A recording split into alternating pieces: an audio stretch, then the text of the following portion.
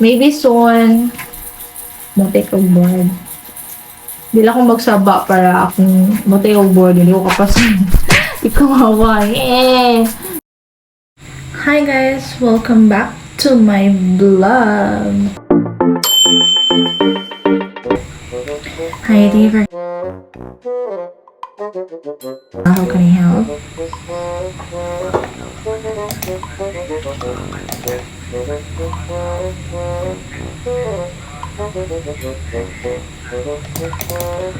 Sure, I do apologize for the inconvenience, but don't worry, I would love to help.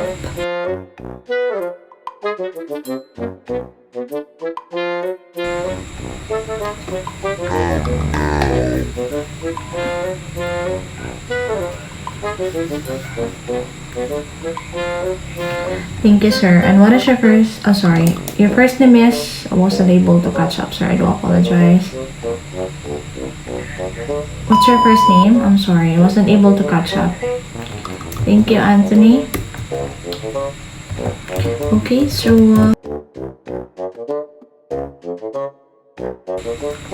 Can you tell me to what merchant you tried to use the card and it was declined?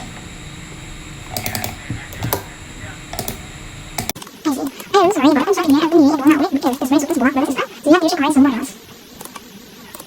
You know, having a specific list, so you have to actually discard over anywhere as long as the card is accepted. So let's try it somewhere.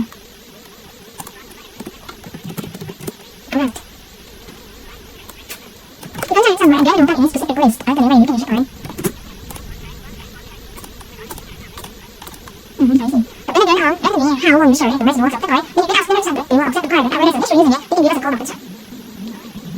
No more card. So, some for the service if you're not in your card, then box and issue after card fee. So you're going to enter this and PC, and then you're not going to.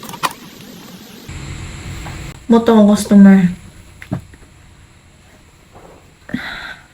Isog kayo. Kami bidabay lang mo. Okay. So, ang topic natin for today is about ngano daw na wala ako ni-take on board.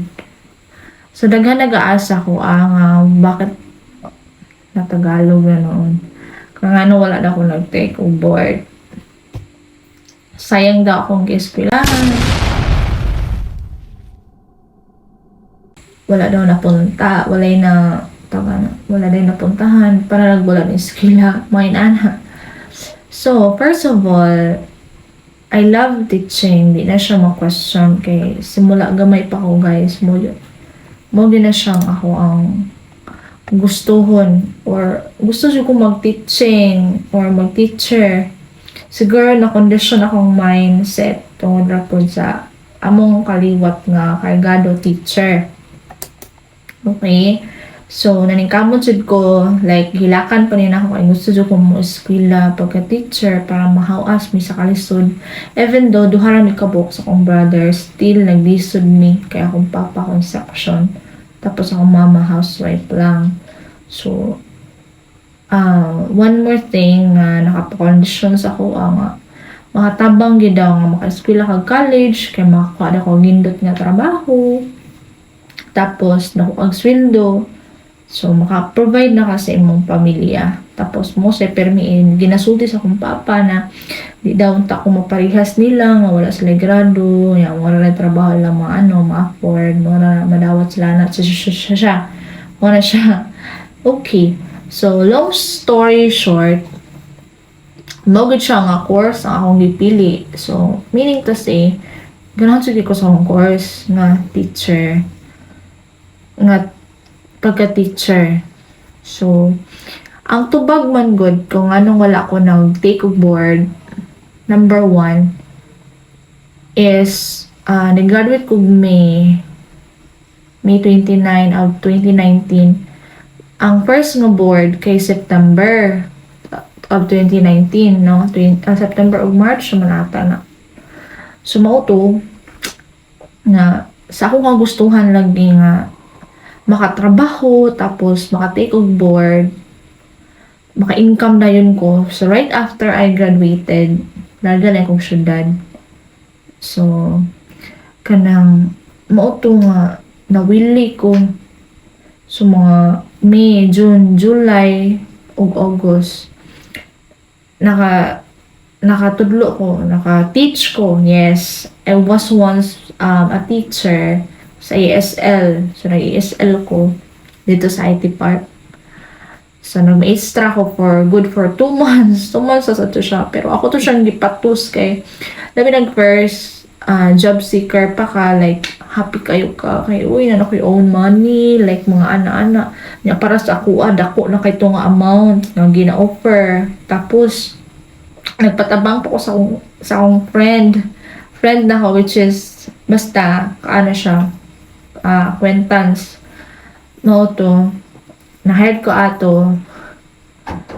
And I don't know. And I don't know. Ma.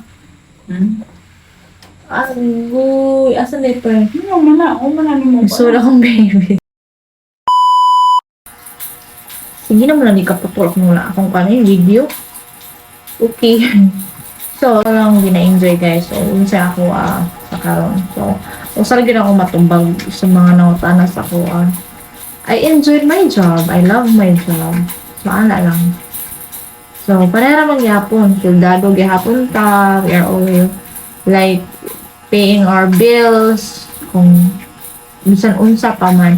Pero I understand their point of view nga man na siyang giispilahan, take man daw board or unsa ba, gusto lang ba nila makita nga makapasar ba ko o di, mga nana. Pero para sa ko happy na ako kung asa ko karon. So I don't know, maybe or maybe tomorrow tagak